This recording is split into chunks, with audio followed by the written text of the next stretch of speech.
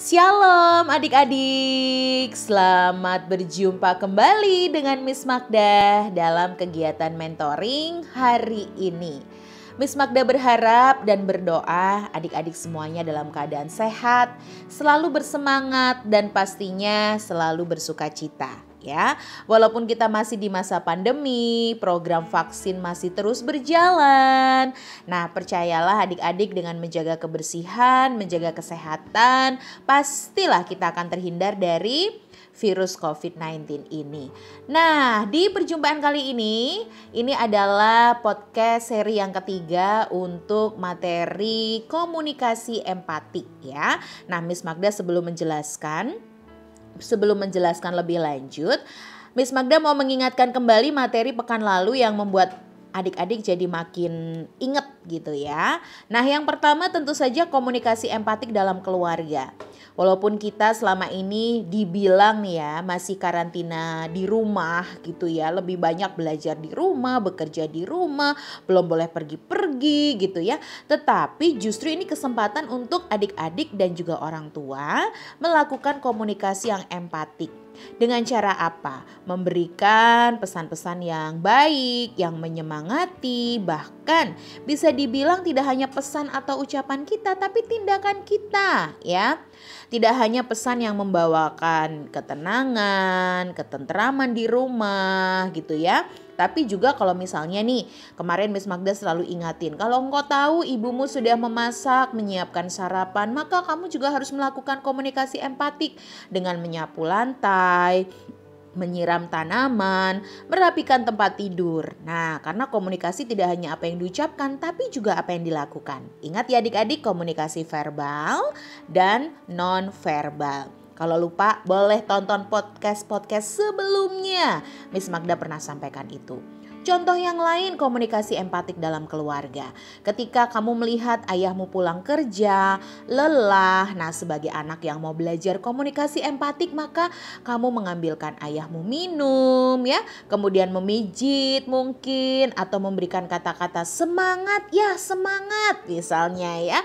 Atau bisa juga ketika ayahmu terlihat lelah, kamu bisa juga tidak hanya memijit ya, mungkin juga kamu bisa mengambilkan bantal misalnya. Atau misal kalau di rumah contohnya nih, kamu orang tuamu, ibu atau bapak pulang kerja di rumah berantakan. Waduh kayaknya ya kok nggak pas ya adik-adik ya. Makanya pastikan kalian banyak di rumah, kalian rapikan rumah, bersihkan rumah sebagai bentuk komunikasi empati kepada orang tuamu. Kemudian yang kedua ya, yang kedua adalah komunikasi.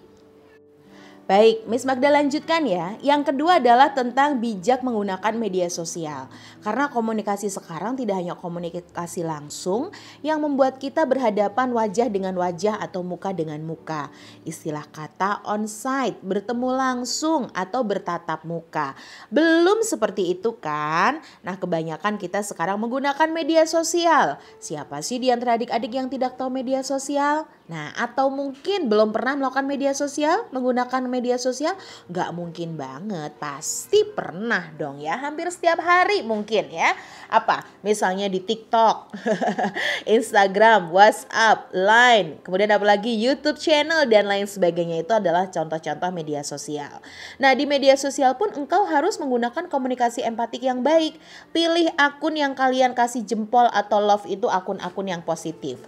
Akun-akun yang baik, akun-akun yang menyemangati dan pastinya akun-akun yang bikin tambah pinter. Sehingga komunikasi empatik ini jadi mantap kalian kerjakan di sosial media. Bikin caption juga dengan yang baik karena itu juga komunikasi empatik ya. Jangan mengumbar keluhan, apalagi mungkin cercaan, sindiran, ejekan, bullying. Waduh, di sosial media ya terlalu banyak kita cari orang-orang yang membawa dampak yang buruk, tetapi juga banyak orang-orang yang memberi dampak yang baik melakukan komunikasi empatik di media sosial. So, adik-adik juga harus mencontohkan itu. Gunakan media sosial dengan bijaksana, ya, tentukan durasinya berapa lama dan pilih konten-konten yang terbaik alias yang positif. Nah, yang ketiga yang terakhir yang sekarang Miss Magda mau sharingkan kepada adik-adik Ini adalah podcast seri terakhir dengan topik komunikasi empatik ya. Adik-adik, pentingnya kita semua memiliki sikap yang kritis. Apa itu kritis? Nah, kritis itu adalah sebuah sikap yang bisa membedakan ini benar atau tidak benar, ini baik atau tidak baik. Dan ketika tahu hal itu terjadi, maka kita dengan sigap atau adik-adik tahu untuk mengambil pilihan. Aku gak mau kalau ini gak benar. Aku gak suka diajak sesuatu yang gak baik misalnya ya. Nah, itulah kritis. Kritis juga termasuk menolong adik-adik supaya gak terseret oleh pergaulan atau ucapan-ucapan yang tidak benar di sekelilingmu. Ya, tidak hanya bijak ya, Miss Magda katakan, tidak hanya bijak dalam menggunakan media sosial. Adik-adik juga harus bersikap kritis. Kenapa?